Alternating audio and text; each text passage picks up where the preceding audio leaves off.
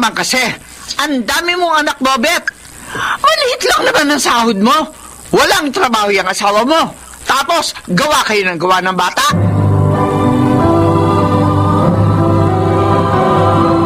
Handog ng DZRH ang tula sa kanyang panahon. Isang masamang ugali ang panlalait sa kapwa. Subalit marami pa rin ang ito'y ginagawa. Mga kaibigan, pakinggan natin ang naging karanasan ni Adeling sa ating tulang sa kanyang panahon.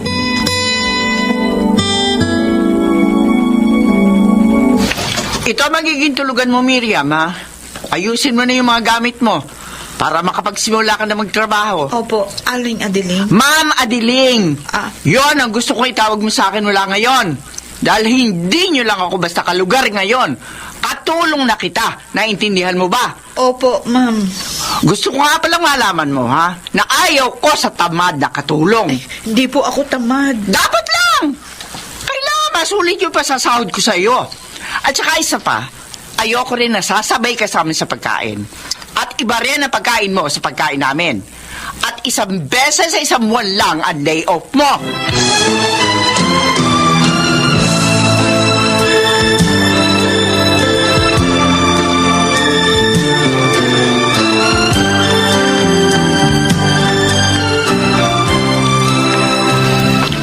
Anong iniisip mo, Myla? Naaawa po ako sa bago nating katulong, Daddy. Kaumpisa pa lang dito eh. Pinakitaan ka agad ni Mami ng masamang ugali. Di ka na nasanay sa mami mo. Kaya tuloy walang magtagal na katulong sa atin eh. Dahil sa ugali ni Mami. Ewan ko nga ba. Mula nang umasenso tayo, nagbago rin ang ugali ng mami mo. Naging matapobre siya na dapat hindi ganon. Dahil dati rin siyang galing sa hirap.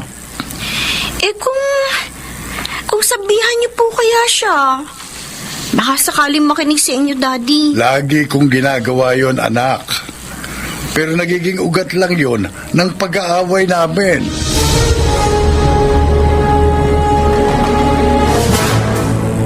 Ano ba, Miriam? Hanggang ngayon, hindi ka pa rin nakapaglalaba? Pasensya na po, ma'am. Inuna ko po kasing linisin itong buong bahay para po maayos na pagdating ng mga bisita niyo. Ang sabihin mo talaga makupad ka. Tulad ka rin ng ibang naging katulong namin. Makukupad kumilos, mga tanga. Walang diskarte sa buhay. Sakit niyo naman po magsalita. Ano ngayon, kung masakit ako magsalita? Ano? Lalabang ka sa akin, ha? Hindi naman po sa ganun. Ginagawa ko naman po lahat ng gusto niyo, ma'am. Ba't sumasagot ka? Aray ko po. Sumasagot ka pa? Ha? Busin ko yung buhok mo eh. Ikaw, ha? Wala kang karapatan sagot-sagutin ako. Katulong ka lang dito. Naintindihan mo?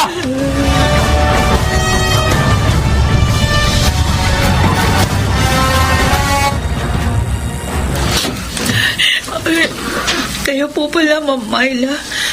May uutos po kayo. Wala, Miriam. Nakita't narinig ko ang lahat ng ginawa at sinabi sa'yo ni Mami. Kaya ito, kailangan kita ng pagkain. Ako, Oh, eto, kunin mo. baka mamaya pati kayo makagalitan ni Ma'am Adeling kapag nalaman ito. Nasa kwarto na siya. Kaya sige na, kainin mo na ito. Tiyak na gutom ka na. Ma'am Myla, maraming salamat po.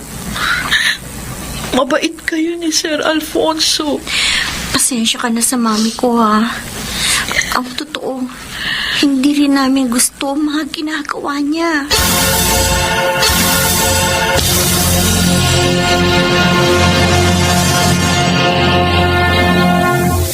Mukhang nahihirapan ka na. Kinaaling Adeling, alak ka. Ang laki ng ipinayat mo. Mahirap po talaga yung trabaho. Pero, huwag kayong mag-alala. Kaya ko naman po. Uy, sabi sa akin ng isa nating kapitbahay, nalalakit daw ng katulong yung si Aling Adeling. Oh, O bakit ikaw sinasaktan ka ba niya? po? Ay, hindi po. Hindi naman po. Mas mabait nga lang ho kaysa sa kanya yung mag-ama niya. Loko, kung hindi lang ako na-disgrasya sa trabaho ko, makakaya naman kitang papag-aralin, anak eh. At hindi mo kakailanganing mamasukan ng katulong. Huwag po kayong malungkot, titay. Opo. Kaya ko naman po yung trabaho ko. Ay, anak. Tsaka, aalis din naman po ako doon kapag nakaipon na ako ng pang-aral ko.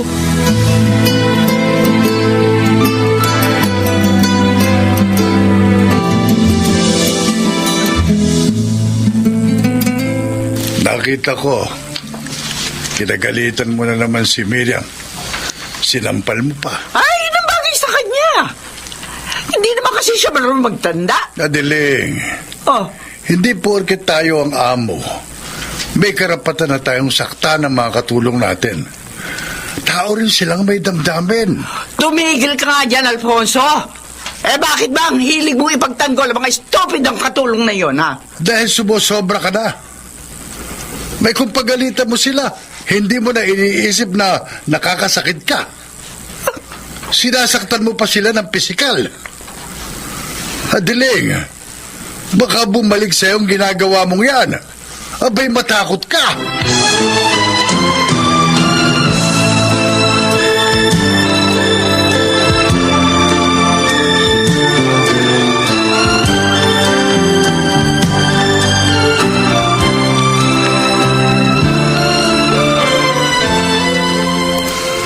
Aling Adiling, babayaran ko rin ho pag sahod ko. Kailangan ko lang ho dahil may sakit ang anak ko eh. At kailangan dali namin siya sa doktor. Kung bakit naman kasi ang dami mong anak, Bobet? Liit lang naman ang sahod mo. Wala naman trabaho yung asawa mo. Tapos, gawa kayo ng gawa ng bata. Aling Adiling, Pati tuloy ibang tao, pinaperwisyo nyo. sakit niyo naman magsalita. Sana ho kung ayaw niyo magpautang, sabihin niyo na maayos. Mahinahon naman akong nakikiusap sa inyo eh. Kung ayaw niyo magpahiram, di wag. Hindi yung ang dami niyo pa sinasabi. Pagpakatari mo, Aling Adiling. May araw ka rin sa akin.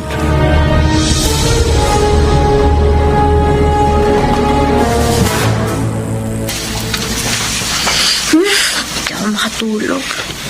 Para ako nagugutom, ha. Teka nga, punta ako sa kitchen. Gagawa ko ng sandwich.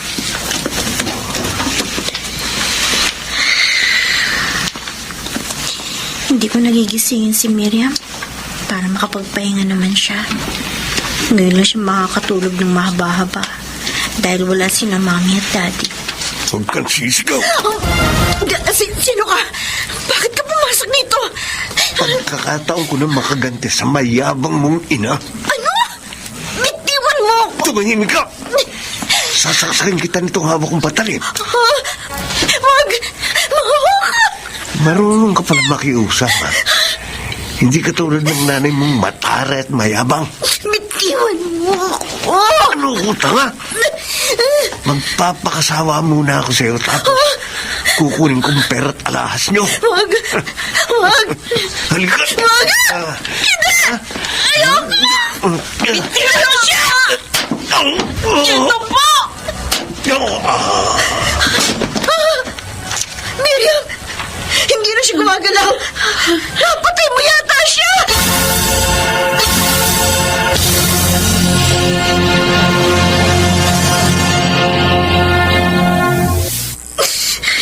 Mami, Daddy, mabuti dumating na kayo. Huwag ka nang umiyak, anak. Nakakulong na ang ulang niyan si Bobet. Ang sabi niya, nagawa lang niya yon dahil sa galit niya sa iyo, Adiling. Dahil sa mga masasakit at sinabi mo sa kanya. Alfonso, kasi naman... Maraming beses na kitang pinaalalahanan. Huwag kang ganoon sa ating kapwa. Tuloy, dahil sa ginawa mo, pati anak natin muntik nang mapahamak. Ay, patawarin niyo na sana ako. Mo, Mabuti na lang po. Dumating si Miriam. Iniligtas niyo ako, Mami. Hinampas niya ng tubo yung lalaki may takip sa mukha. Kaya nawala ng malay. Oo nga. Si Miriam na laging sinasaktan at pinagagalitan ng mami mo ang nagligtas sa'yo. Nasaan nga pala siya? Pinauwi ko muna sa kanila para makapagpahinga sa nakakatromang pangyayaring ito.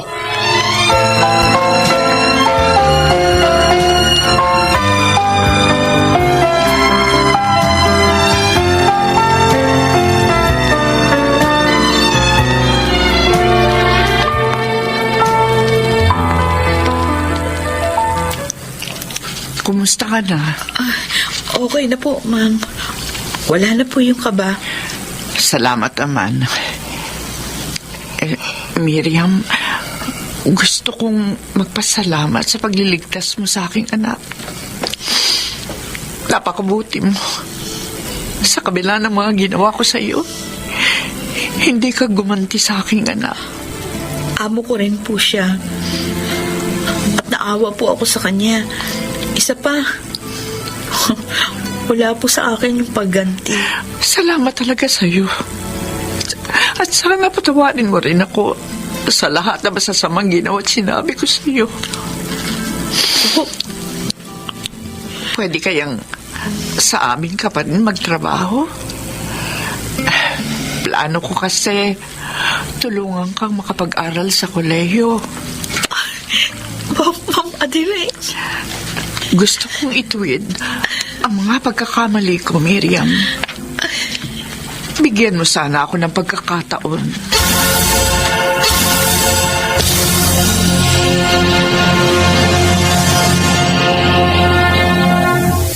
Di dapat hayaan ng tao na sirain ng salapi ang maganda niyang ugali upang huwag mapahamak sa kanyang panahon.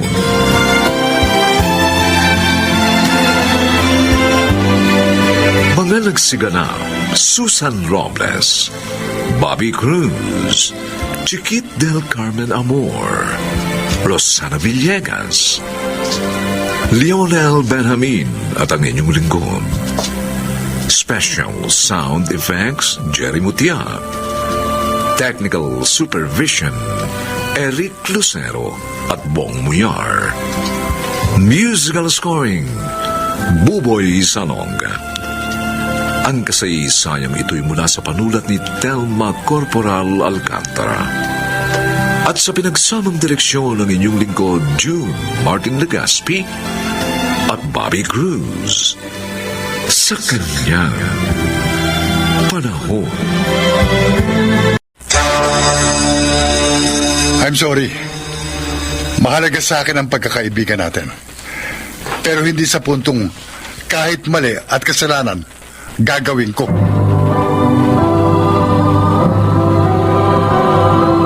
Handog ng DZRH ang tula sa kanyang panahon. Kahanga-hanga ang mga taong tapat sa kanilang propesyon at di nasusuhulan. Mga kaibigan, narito po ang naging karanasan ni Edmond sa ating dunang sa kanyang panahon.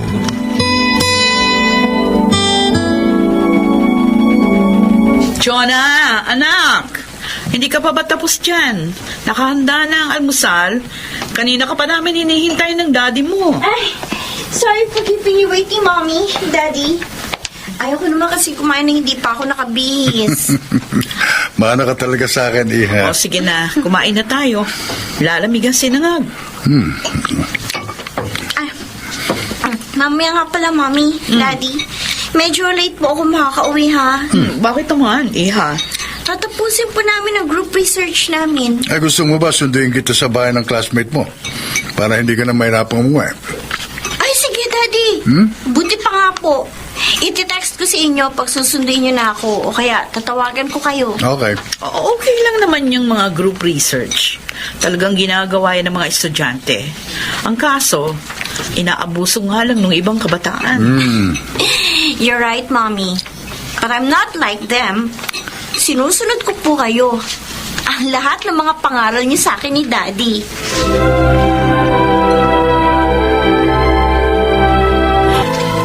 Gabi ka na naman uuwi mamaya? Bakit na naman, Arthur? Hindi ba ang sabi mo, natagalan ka sa office kahapon dahil masama ang pakiramdam mo? Oo, Stella. At kaya ako gagabihin. Dadaan ako sa klinik ni Edmond. Magpapacheck up ako. Ganun ba? Sige.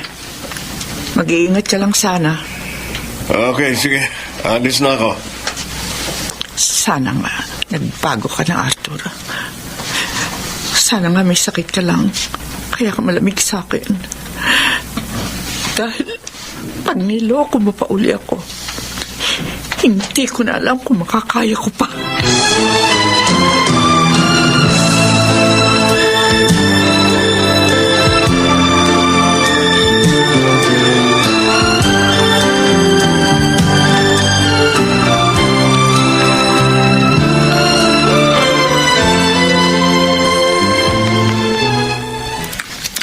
Arthur!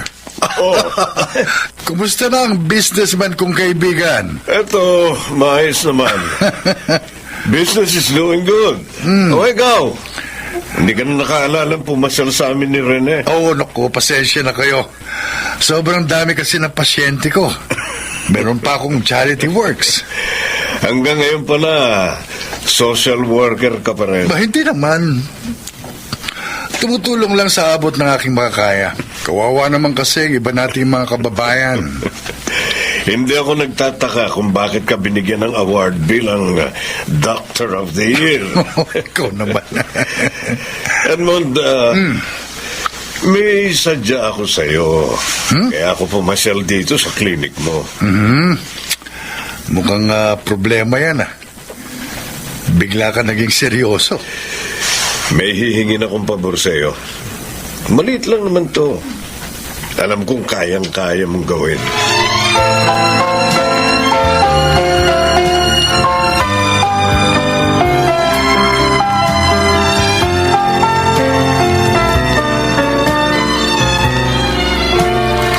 O, sabi mo, nagkita kayo ni Arthur kanina. Bakit parang hindi ka masaya? May masama bang nangyari sa kanila ng kanyang pamilya? Wala naman, Mildred. Oh, kung ganun. Iba ang dahilan ng pananamlay mo, Dr. Edmond.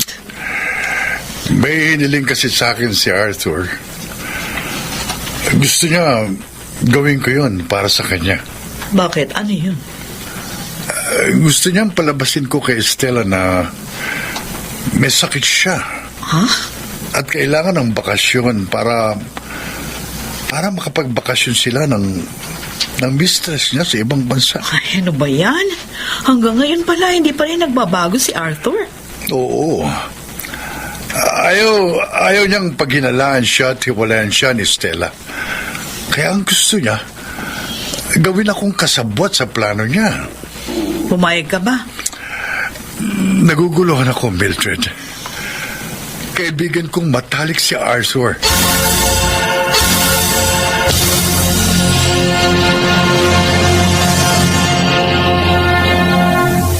Nagulat ako sa pagtawag mo at pagpapapunta sa akin dito, Rene. Gusto ko samahan mo akong uminom. Okay ka? Alright. I'm sure. May problema ka. Sasabihin ko sa ito, ha? Dahil kaibigan kitang matalik. Mukhang mabigat nga ang problema mo. Ano ba yun? Uminom muna tayo, ha? Okay.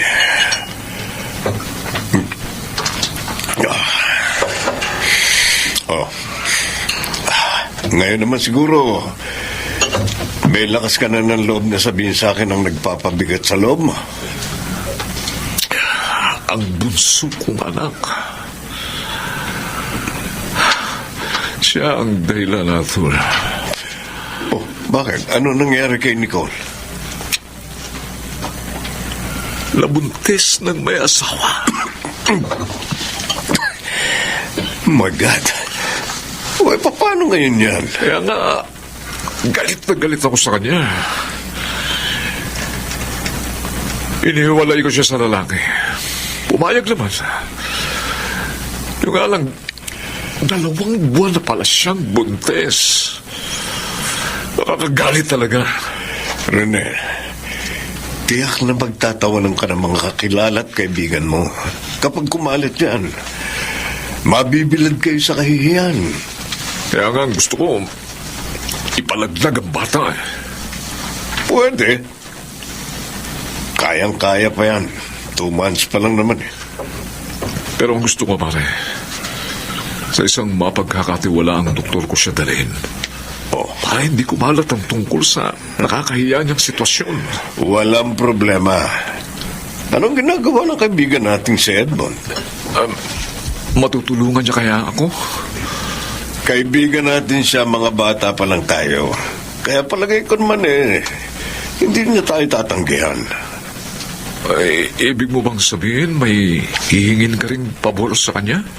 Actually, magkikita kami bukas para sa inihingi kong tulong sa kanya. Kung gusto mo, sumabay ka na sa akin sa pagpunta sa kanya.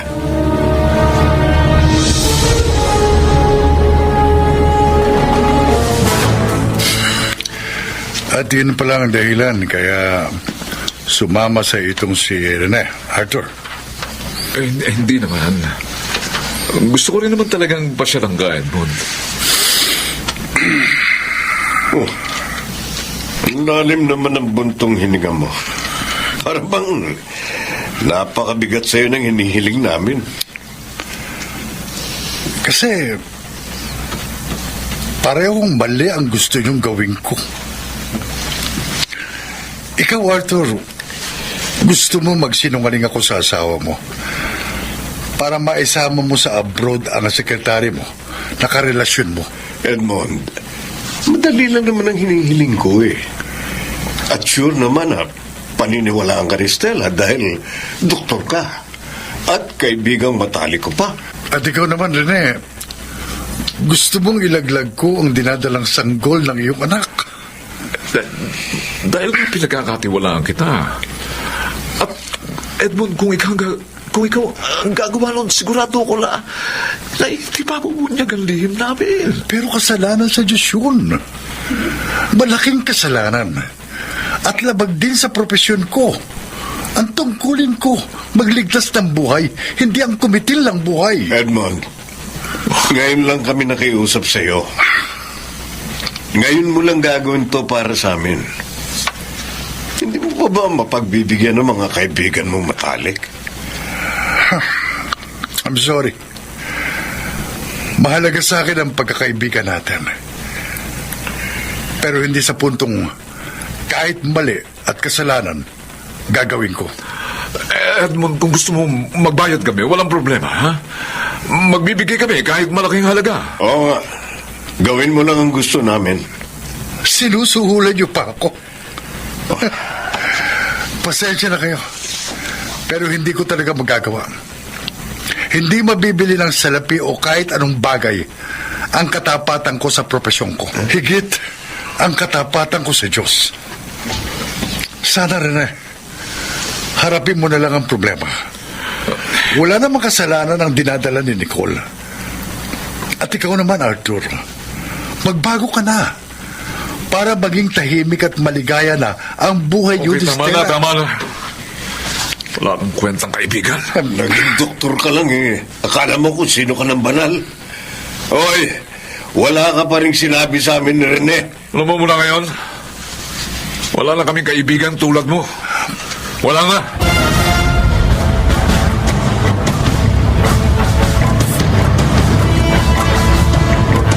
Mami, bakit po ganun? Bakit po galit ang mukha ni na Tito Arthur at Tito Rene nung umalis ng bahay natin? Ay, naku, Chona. Hindi kasi sila pinagbigyan ng daddy mo. Malamang nagagalit sila. At baka nasira pa ang kanilang pagkakaibigan. Mali naman po ang gusto nila eh. Kung tunay silang nagpapahalaga sa kaibigan nila, hindi nila dapat ilalagay sa masamang kalagayan ng kaibigan nila. Napaka-selfish naman nila.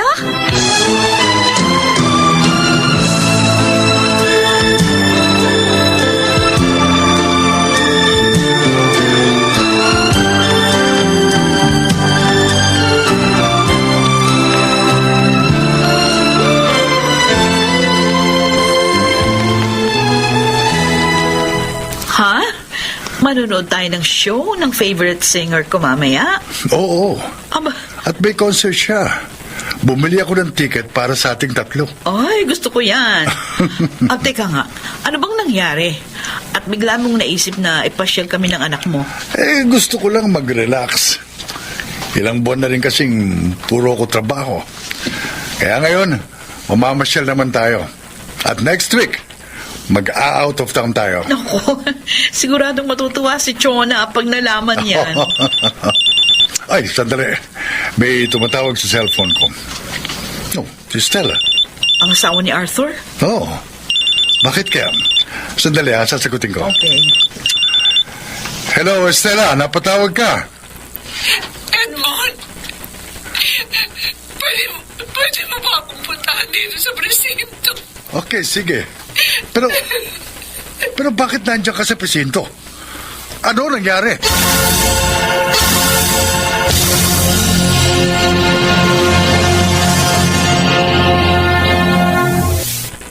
Naniwala ako sa sinabi ng doktor na inihirap niya sa akin.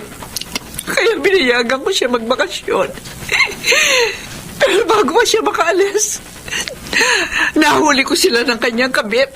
Naglalampungan sila sa opisina ng kanyang sekretarya. Ano? Sakit. Napakasakit, Edmond. Mahabang panahon ko na siya pinagpasensyaan. Pero niloko pa rin niya ako. Kaya nagdilim ang paningin ko. Binulol ko sila. Oh my God. Hindi mo dapat ginawa yun, Stella. Ngayon, makukulong ka. Tinatanggap ko. At least, nabawasan ko kahit 2 ang mga masasamang tao dito sa mundo.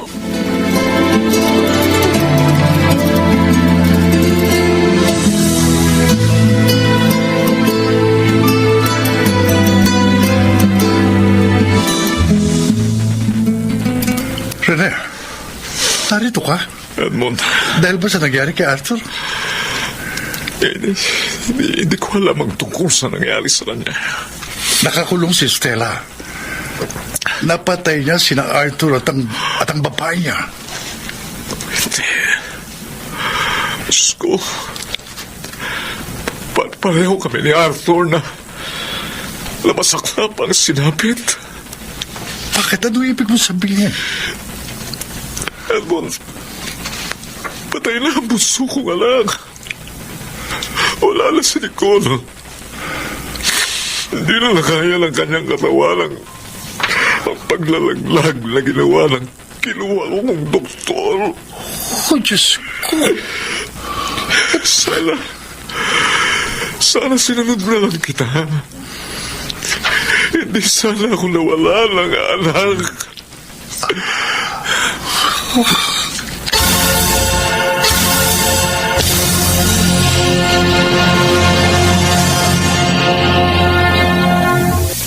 Hindi masamang pahalagahan ng kaibigan.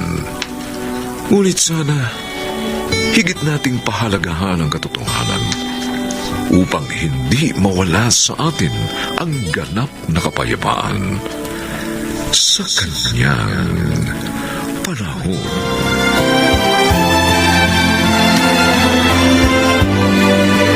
Mga nagsigala, Bobby Cruz, Rosana Villegas, Chiquit del Carmen Amor, Lionel Benjamin, Susan Robles, at ang inyong lingkod, Special Sound Effects, Jerry Mutia, Technical Supervision, Eric Lucero, at Bong Muyar, Musical Scoring, Buboy Salonga. Ang kasaysayang ito'y mula sa panulat ni Telma Corporal Alcantara. At sa pinagsamang direksyon ng inyong lingkod, June Martin Legaspi at Bobby Cruz. Sa kanyang panahon.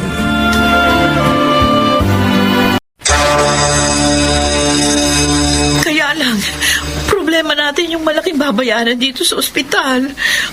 Wala tayong pera at maging si inay. Huwag ka nang umiyak.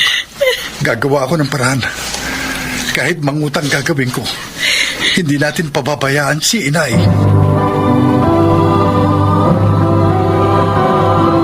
Handog ng DZRH ang dula sa kanyang panahon.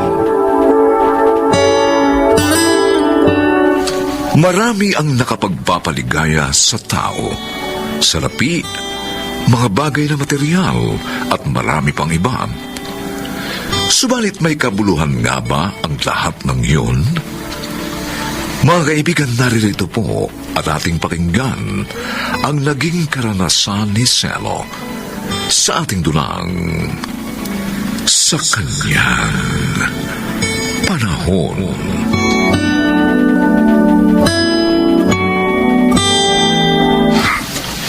Oh, ba't pumaho ka na, Celo?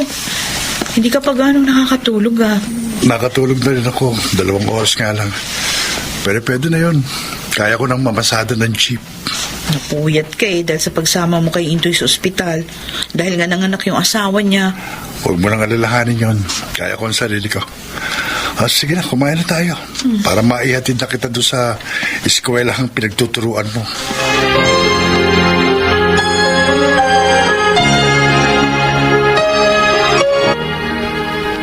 Ano po, inay? Salamat. O ba't narito ka? Hindi ka pumasada ng jeep mo? Kung ano kasi, Alam ko na. Sira uli yung sasakyan mo, no? gagawin ko nga ho. Para mamayang makapatanghali. Makapagmasada ako. O, Nay, ito po yung kape niyo. Baka naman wala na kayong kape at asukal dahil wala na kayong pambili. Sira pa naman ang sasakyan nito si Celo. Meron naman po, Nay. Nay, may iwan ko muna kayo. Gagawin ko na yung jeep ko. Yan talagang asawa mo. Marunong lang umiwas. Pero hindi marunong dumiskarte sa buhay. Hindi man lang mag-abroad nang umasenso naman kayo. Kahit naman mahirap lang kami, hindi naman kami sumasala sa oras. At nakakapag-aral ng maayos yung 2 naming anak. Ang gusto ko, guminhawa naman kayo. Oh, Pati ikaw, nahawa na rin dyan sa ugali ng asawa mo. Walang pangarap sa buhay. Nay, maligaya ho kami kahit hindi kami mayaman. Ay, sus! At hindi ko po pinagsisisihan na nagpakasal ako kay Celo. Isa siyang mapagmahal at responsableng asawa. At mabuting tao. Ay, nako, bahala ka na nga. Pag nagipit kayo, ha, malalaman mo rin na tama itong nanay mo.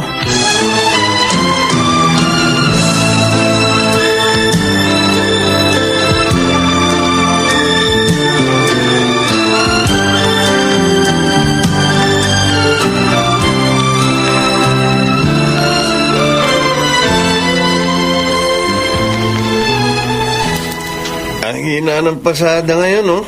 Barinsero? Oo nga, Nato. Kailangan ko pa naman kumita ngayon dahil sira yung jeep ko kahapon. Buti nga ikaw. Sa yung jeep na yung nilalabas mo. Ako, nakikiboundary lang. Yun nga lang. Alam ko na. Alam ko na kung bakit kailangan kumita ka. Dahil malapit na ang birthday mo.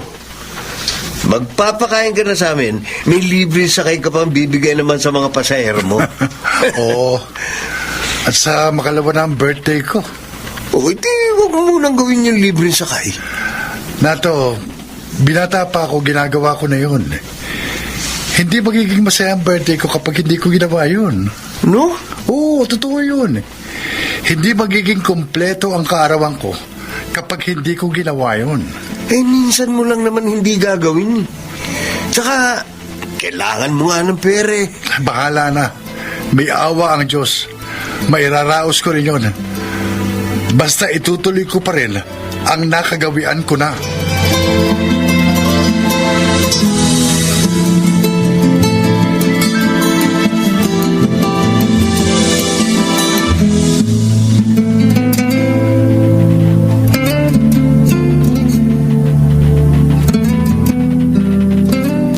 Magluluto ako ng pancit para sa birthday ng asawa ko, Prima. Okay na sa kanya yun. Simple lang naman namin ipagdidiwang ang kanyang birthday. Pati birthday ko, basta ang importante sa amin, magkakasama pa rin kami at walang sakit. Sa bagay, tama ka. Aanhin mo nga naman ang ingrading party kung wasak naman ang pamilya mo. O kaya, may malubhang sakit ang pamilya mo. Tama. At ang pinakatampok na party ng birthday namin ay yung pagpapasalamat sa Diyos. Nakakabilib talaga kayong mag-asawa. Salamat. Ay, bakit ka nga pala napasyal? Ay, sasabihin ko lang sa'yo na napagkasunduan namin ng asawa ko na magbigay ng cake kay Selo. Ha? Pasasalamat namin ito sa mga pagtulong niya sa amin. Noong kailangan dalhin sa ospital ang asawa ko at sira yung sasakyan namin, agad na ipinahiram sa amin ni Selo ang jeep niyo. At ipinagmaneho pa kami. Hindi namin makakalimutan yun.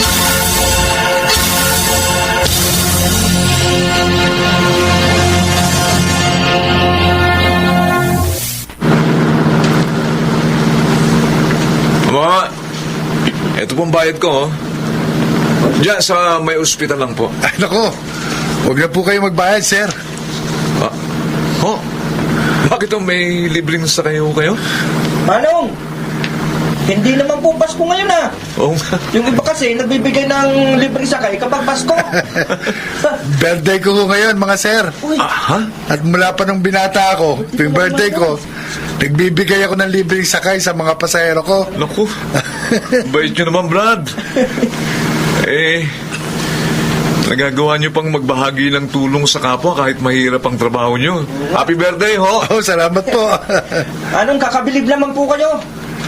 Happy birthday po. Maraming salamat po. Oh, napakasaya ko. Tuwing kaarawan ko, maraming mga bumabate at nakikipagsaya sa akin. Happy birthday, ho! Oh, thank you, thank you. Ilagpas nyo na ako sa ospital.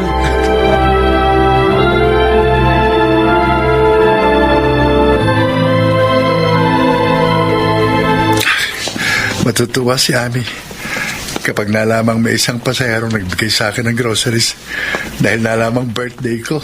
Selo! Buti narito ka! Oh, Nato, bakit? Hindi ka pa ba napapakain ng pansit ni Ami? Hindi yun yung biyan mo. Dilala sa ospital na misis mo. At ano, bakit?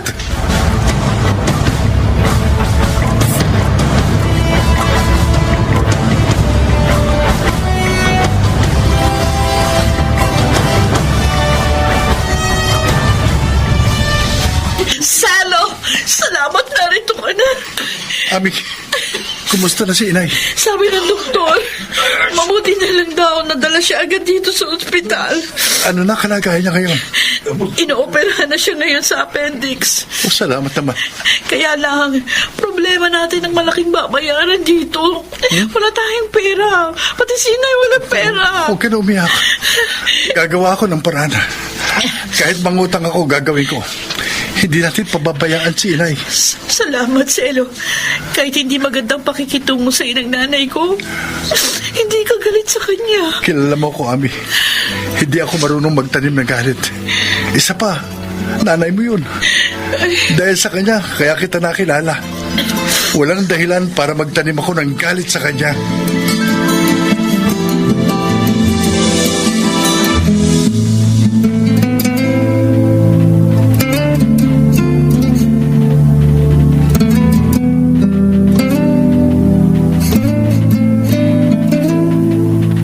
Dok, ako po ang anak ng pasyente. Siya naman po ang asawa ko, si Selo. Okay. Oh, kumusta po, mga Selo?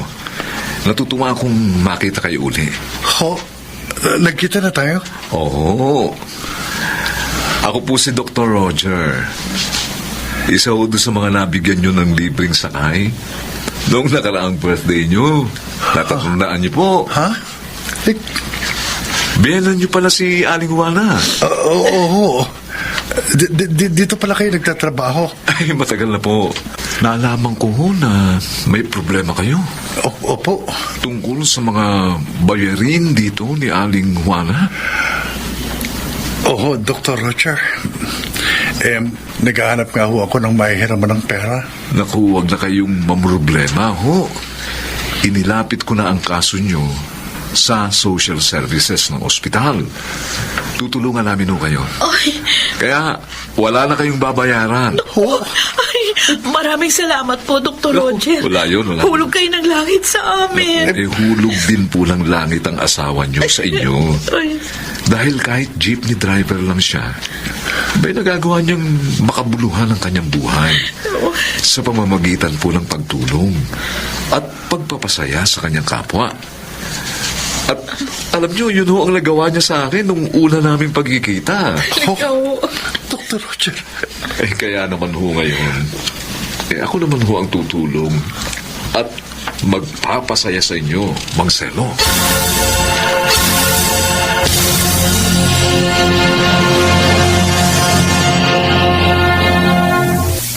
Kumusta na si Aling Juan, ha, Ami? Ay, malakas na siya, Prima. Bukas pwede na siyang iuwi. Dito na lang muna siya sa amin para maalagaan ko ng gusto. Tama naman yun. Paupahan na lang niya yung bahay niya. Iba rin syempre yung may kasama siya. Ay, oo. Lalo na nga't matanda na rin si inay. Oo. Ay, kaya nga pala ako nagpunta rito para ibigay sa inyo ni Selo ang sobrang ito. Ay, ano yan? Para saan? Nag-usap-usap kaming lahat ng mga natulungan ni Selo. Nag-ambagan kami para makalikom ng halaga na maitutulong sa inyo. Ginawa niyo yun? Oo. Mabait kasi ang asawa mo. Matulungin. Kahit hindi niya birthday. Kaya ngayon, siya naman ang nangangailangan ng tulong. Gusto naming damayan naman siya. Oh, salamat. Salamat, Prima. Pakisabi na rin doon sa lahat ng tumulong. Maraming salamat. Siguradong matutuwa na to si Selo sa ginawa ninyo.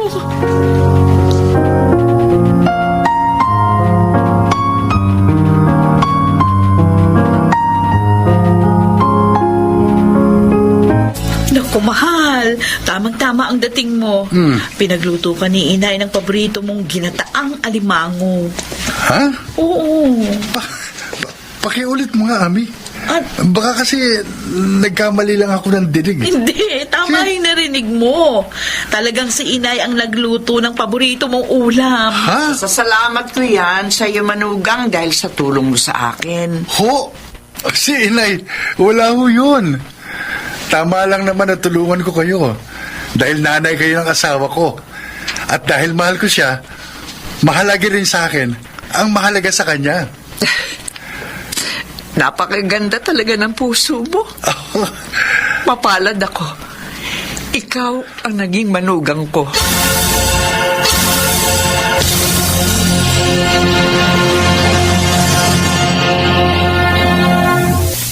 Huwag nawang magsawa sa paggawa ng mabuti ang tao, sapagkat lahat ng kabutihan ay ginagantimpalaan sa kanyang panahon.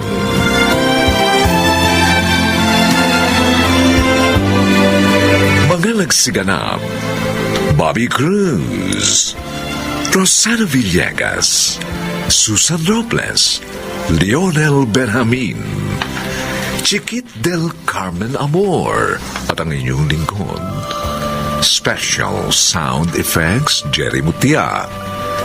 Technical Supervision, Eric Lucero at Bong Muyar.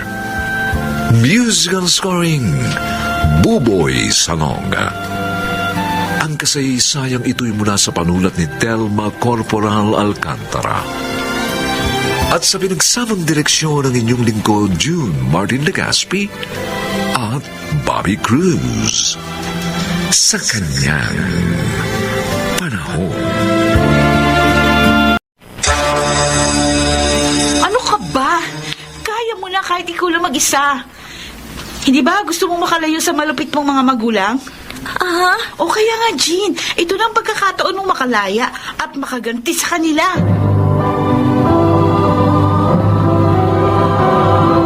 Handog ng DZRH ang tula sa kanyang panahon. May pagkakataong nasasaktan ng magulang ang anak kapag sumuway sa kanyang kagustuhan. ito ba ay masasabing kalupitan? Mga kaibigan, narito't pakinggan natin ang naging karanasan ni Jean sa ating dunang sa kanyang panahon.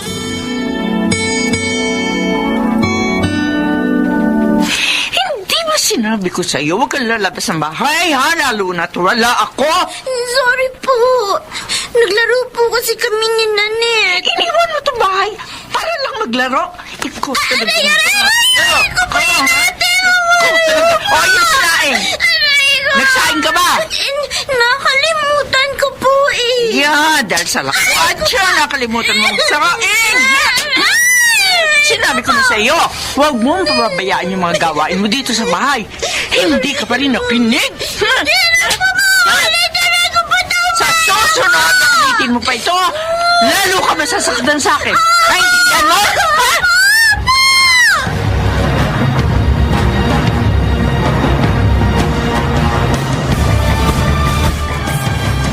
Nakita kong malungkot yung anak natin kanina. Paano? Napalo ko. Ay, bakit? Iniwan tong bahay na walang tao. Naningil ako ng mga pautang ko kanina. Ano ba ginawa niya? Nakipaglaro doon sa anak ni Danilo, si Nanette. At dahil doon, hindi rin nakapagsaing. Oh, kaya pala, painin pa lang yung kanin nang dumating ako. Ayun, napalo ko. Ilang beses ko na siya minilinan eh. Pero laging nakakalimutan pagkasama niya yung Nanette. Batang yun talaga, oh. Hindi siya dapat lumaking mahilig sa laro at lakwatsa. Ay, oo. Dahil pag kinalakhan niya yon, magiging tamad yan at irresponsable kahit sa bahay. At yun ang ayaw ko mangyari. Ituloy pa rin natin ang pagdidisiplina sa kanya. Ang pagtuturo ng daang dapat niyang lakaran. Upang huwag niyang hiwalayan yon kahit pa lumaki na siya.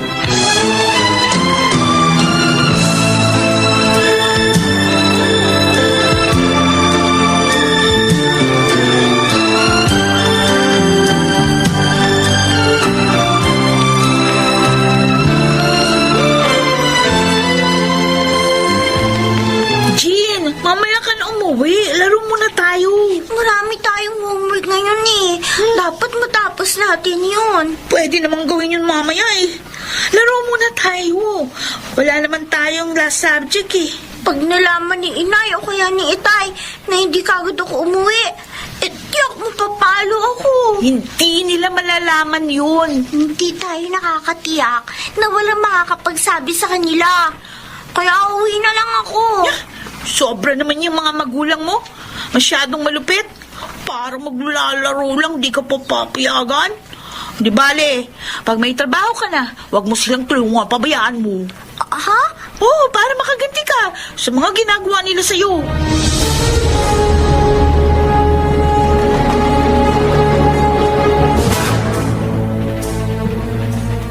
Lucas, Oh, Danilo, bakit?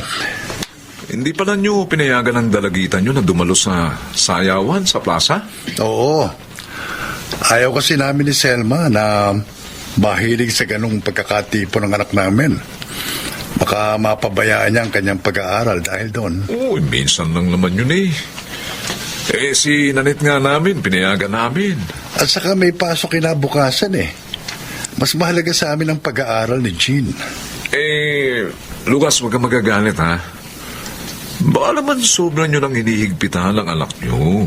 Abay, baka naman magrebelde yun. Ganun. Mo Danilo, naniniwala ako na hindi yun gagawin ang aming anak. Dahil ipinaliliwanag namin sa kanya kung bakit namin siya dinidisiplina. Naturo din ng Diyos na disiplinahin ng magulang ang mga anak upang huwag silang maligaw ng landas.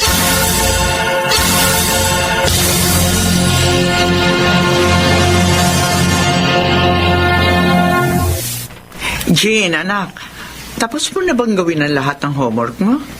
Opo, Inay. Bakit po? Maganda ka ng ilang damit mo dahil pupunta tayo bukas sa Charosa mo. Charosa po? Oo, sabi. Bakit po? Birthday niya, anak. At may swimming daw. Iniimbitahan tayo. Kaya pupunta tayo. Yes! Masaya yun. Ay, tiyak yun. Dahil magkikita-kita kayong magpipinsan. At dahil wala naman pasok, nagawa mo naman lahat ang dapat mong gawin sa school nyo. Kaya linggo na ng hapon tayo uuwi dito. Kaya mag-ayos ka na ng mga gamit mo. Opo, Itay! Nay! Sige po, mag-aayos na po ako. Alam mo anak, hindi naman kami kontra ng tatay mo sa paglilibang mo eh. Pero dapat unahin mo muna ang iyong pag-aaral. Maging ang mga obligasyon mo sa bahay. Dapat sa babae, yung maraming alam sa bahay. Tama. Upang maturuan mo rin ang iyong magiging anak balang araw.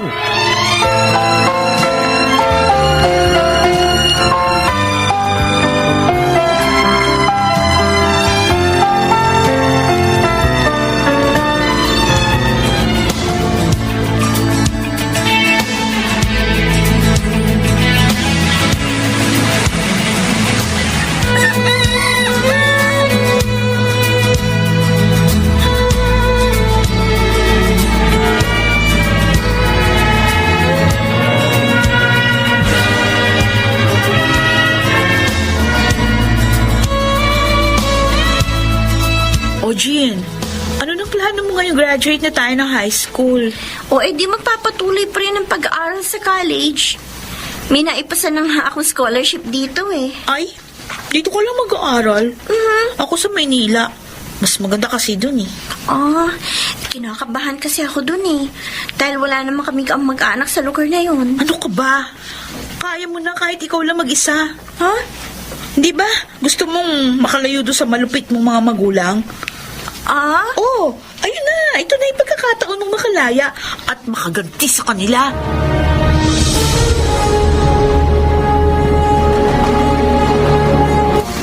Kumusta na po yung pakiramdam niyo, Itay? Maayos na anak. Wala na akong lagnat. Ay, buti naman po. Sa susunod po kasi, huwag niyo na akong susunduin. Kaya ko naman po umuwi mag-isa eh. Nag-alala kasi kami. Baka wala ka masakyan pa uwi dito. Kaya nang hiram siya ng tricycle para masundo ka. Kaso naman po, naulan na naman si Itay. Kaya nagkasakit tuloy. Hayaan mo na anak. Magaling na naman ako eh. Ang importante, matiwasay kang nakauwi rito. Salamat po, Inay. Itay. Oh, salamat saan? Sa malasakit niyo po.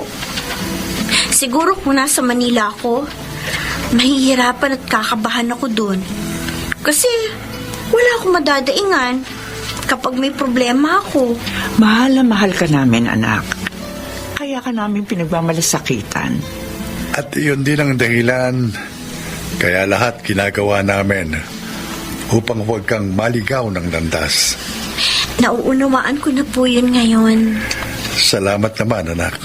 Di kung ganon, hindi ka nagsisisi na dito ka lang nag-aaral sa probinsya. Hindi po. Bakit naman po ako magsisisi? Dito, kasama ko kayo. At yun po ang mas gusto ko.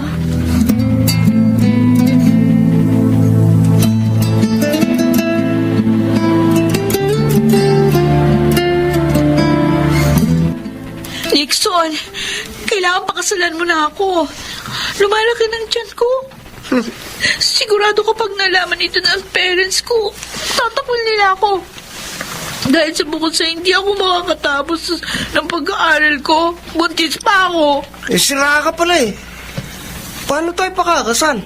Pareho tayong wala pang trabaho. Kaya nga, asal lang tayo sa perang pinadadala ng parents natin, di ba? Uy, paano na lang pala ako? Magiging dalagang ina, ganun? Magkasama naman tayo ah. Ngayon, kung hindi ka makakatagal, di umuwi ka na sa inyo. Uuwi na rin ako sa amin. Ano ko ba naman, Nixon?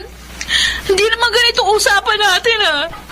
Pangako mo, hindi mo ako pababayaan. Tumigil ka na nga. Sapakan na kita eh.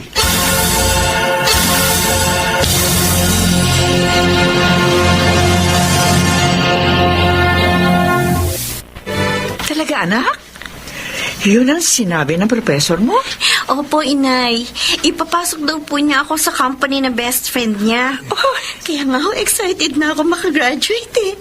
Kasi makakapagtrabaho na ako agad. Naku, salamat ng mga... Dininig ng Diyos ang dalangin namin para sa iyo. Ang mapaayos ang buhay mo. At kapag may trabaho na ako, Nay, makakaluwag na po tayo. Ay, siya nga pala. May sasabihin ako. Ano po yun, Inay? Si Danilo, patay na. Huh? Bakit po namatay si Mang Danilo? Inatak sa puso. Matapos makita yung kababata mong si Nanette. Si Nanette? Oo. Makalipas ang ilang taon, umuwi din siya dito sa probinsya. Bakit po inatake si Mang Danilo nang makita siya?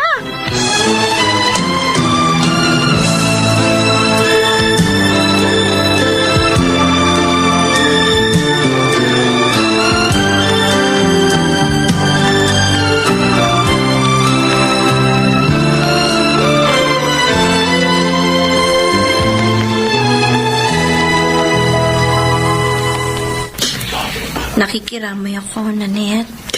Jean, salamat. Kakabigla naman ang pagpanaw ng tatay mo. Paano hindi niya na kayang makita po na bata ang dala ko dito? Sa halip na diploma, kaya yun inatake siya. Ako, yun palang dahilan. Hindi ka nakatapos ng pag-aaral. Oo. Ginamit ko sa panganganak yung pinapadala niyang pera. Ang sama ko, no? Parang ako yung pumatay sa sarili kong magulang. Nasaan ang ama ng baby mo? Kasama mo ba? Hindi, walay na kami. Irresponsable kasi. Wala ang kwenta yun. Palagi niya ako sinasaktan. Nalulungkot ako sa sinapit mo. Buti na lang hindi ka nakinig sa akin. Hindi mo ako sinunod, kaya hindi ka napahamak. Dahil nauunawaan ko na hindi pagmamalupit ang pagdidisiplina sa akin ni na Inay at Itay.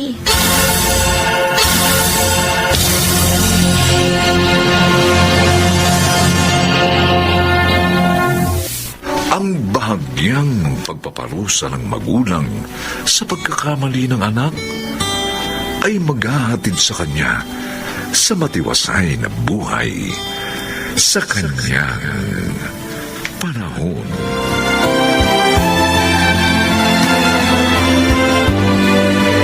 Mga nagsiganap: Chiquit del Carmel Amor, Susan Robles, Bobby Cruz, Rosana Villegas, Lionel Benjamin, at ang inyong lingkod.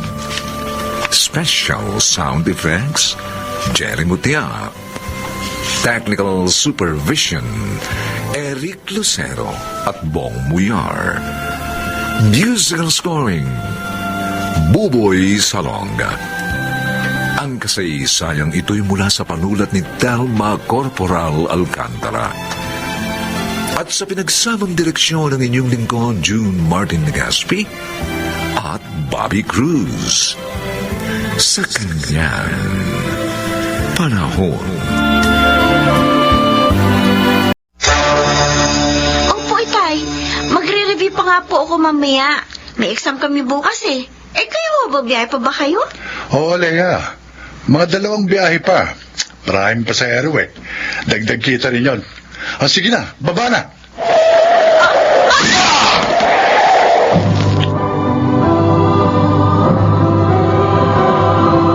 Handog ng DZRH ang tula sa kanyang panahon.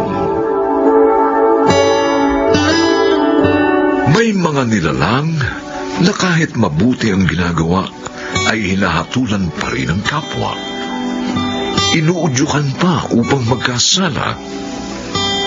Mga kaibigan, pakinggan po natin ang naging karanasan ni Roy sa ating dunang sa kanyang panahon. Okay, yung tapos na tayo mag-almusal. Mag-ayos na tayo, ha? Alam niyo namang Sunday ngayon. Para huwag naman tayong malate sa church. Hindi naman tayo nahuhuli. Dahil lagi tayo naglalaan ng oras para sa Diyos. Dapat naman kasi ganoon, Fe. Hindi yung kung kailan lang magustuhan. O kaya ay may okasyon at saka maalala ang Diyos. Bilib nga po sa atin yung mga kaibigan ko, Itay, eh. Ang sigla raw po natin. Ang ibig namin ng nanay mong anak, panatilihin ninyong magkakapatid ang ganitong ugali. At kung magkakapamilya kayo barang araw, ito rin ang ituro ninyo sa inyong mga magiging anak. Ay, si Inay naman. Matagal pa po yun. Kahit na. Sinasanay namin kayo rito upang ito ang matanim sa puso at isip ninyo.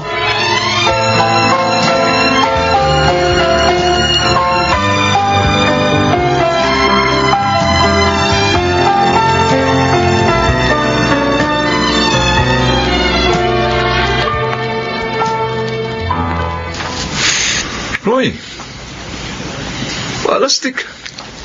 Nakapikit ka na. Ha? Kayo pala na to. Dodi,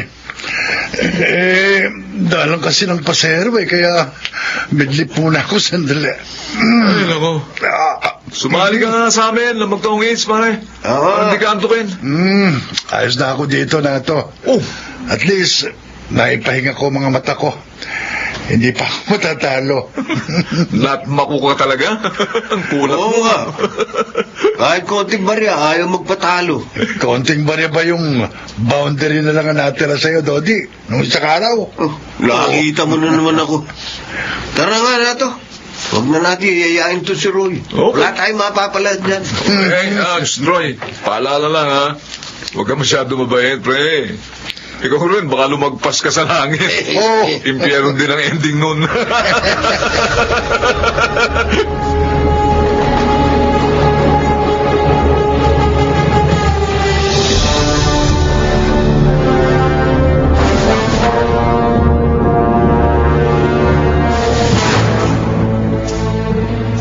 Inay, ang aga niyo yatang namasyal, ah. Ay, nako, Ope.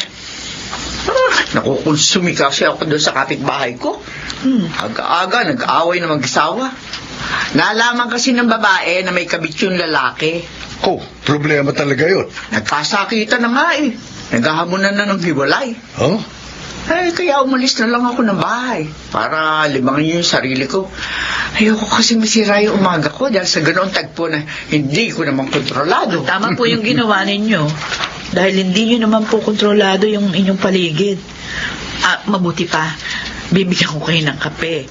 At nung gawa akong bagong tinapay. Ay, sige, anak. Salamat, ha. Uy, kumusta naman yung bakery nyo? Ay, ayun po, sa awa ng Diyos, malakas pa rin. Ang mga tricycle nyo naman, Roy. Wala pong problema sa 3 tricycle namin, Nay. Nasisilap din po namin ang aming kabuhayan. Ay, masaya akong malaman yan. Napakasarap sa pakiramdam ng isang magulang na nasa maayos na kalagayan ng kanyang mga anak. Ito ang tatandaan nyo. Basta, wag lang yung hahaluan na masamang gawa ang buhay. Magka-problema man kayo, makakayanan nyo yun.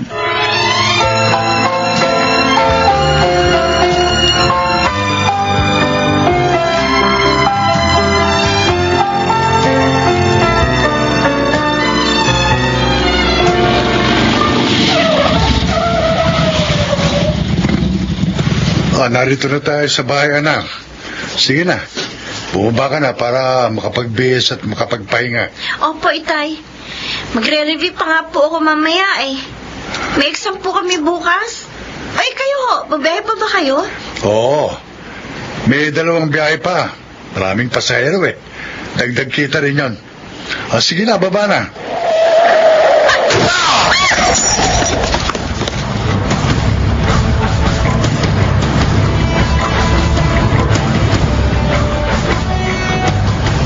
Ano ba yun? Nakakatakot naman yung malakas na tunog, ah.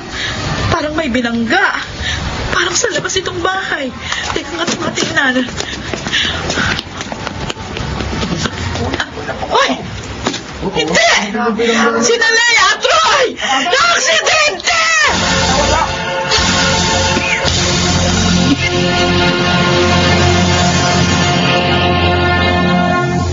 Pare na to. Alam mo na ba, balita ka na, Roy? Hindi pa doon eh. Ang alam ko lang, grabe yung mag-ama. Napakamalas naman ni Roy, no? Nakahinto na sa harap ng bahay nila yung tricycle nila. Sukat ba naman banggay na matuloy na van? Ay, naku. Ang iniisip ko nga, baka kunin na siya ni Lord eh. No? Ba't mo naman nasabi yun? Sobrang bait pa eh. Di ba yung masamang damo na tulad natin eh? Tayo may mahabang buhay.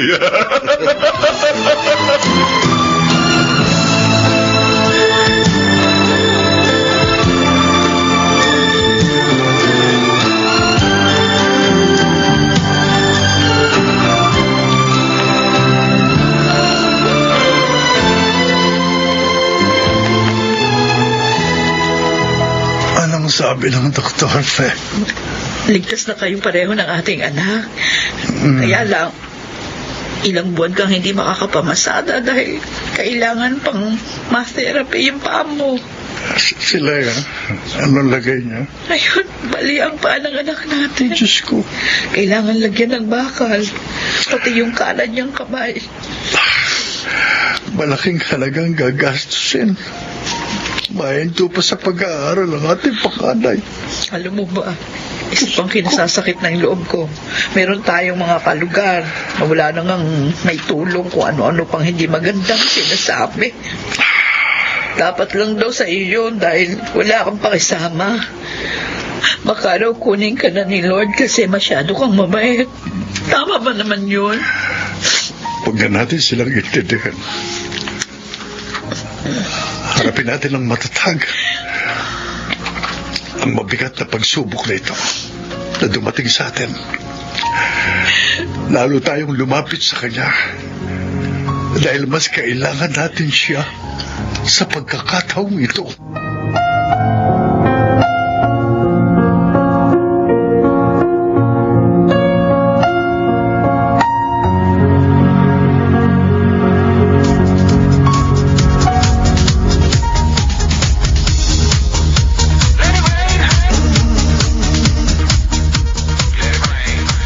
Tama ka nga, pre! Mas okay dito sa beer house na ito. Kesa doon sa nasa malapit sa lugar natin. Sabi ko naman sa'yo, pare na to.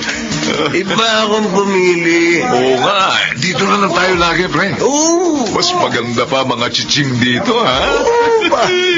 Basta ba nanalo tayo sa sugal, di ba? Kasi mahal dito, pre. May namamahal! Kapatan mo!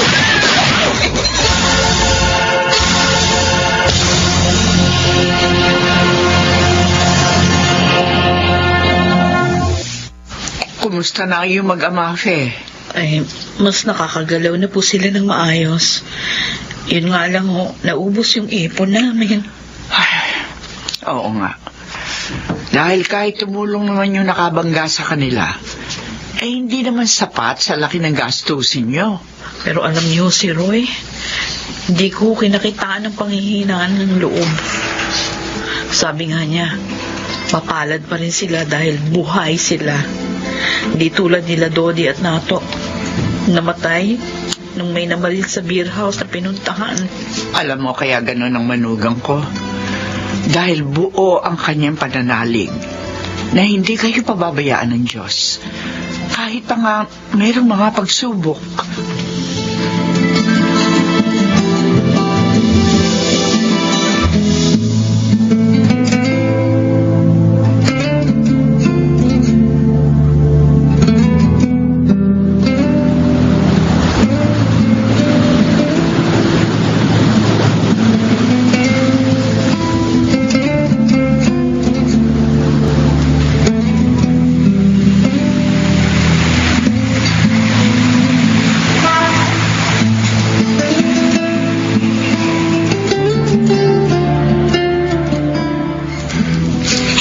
Matutuwa si Inay pagdating niya.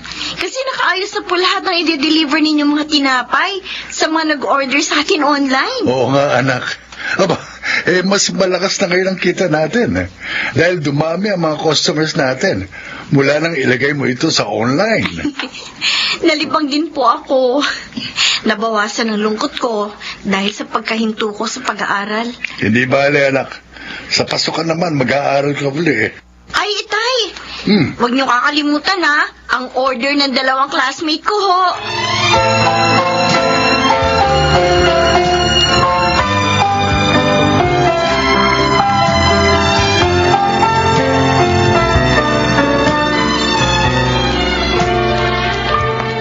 Talaga ho, Mr. Rosales? Ibibigay ninyo sa murang upa ang bakanting pwesto ninyo? Oo, Roy. At hindi ko na rin yun pauupahan sa inyo sa loob ng 6 na buwan. Para naman makapagsimula kayo agad ng panibago ninyong bakery. Mas maluwag yun. Mas makakakilos kayo ng maayos. Oh, maraming salamat ho. Ako ang dapat magpasalamat sa inyo. Dahil sa pangunawa ninyo. At hindi niyo ako pinakulong. Kahit na nadisgrasya ko si Roy. Oh, hindi naman kayo lasing noon. Napapikit lang kayo dahil sa matinding pagod. At saka, hindi naman kayo nagpabaya sa amin. Naging kaibigan pa nga namin kayo. Maraming salamat uli sa malawak ninyong pangunawa, ha? Hinding-hindi ko makakalimutan yun. Ang inyong kabutihan.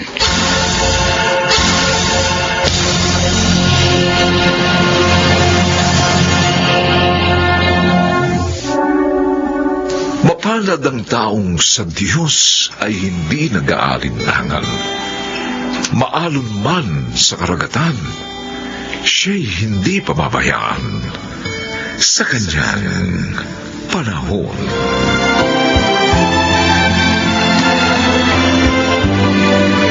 Mga nagsiganap, Bobby Cruz, Rosana Villegas, Chiquit del Carmen Amor, Susan Robles, Lionel Benjamin, at ang inyong lingkod, Special Sound Effects Jerry Mutia, Technical Supervision Eric Lucero at Bong Buyar, Musical Scoring Buboy Sanonga.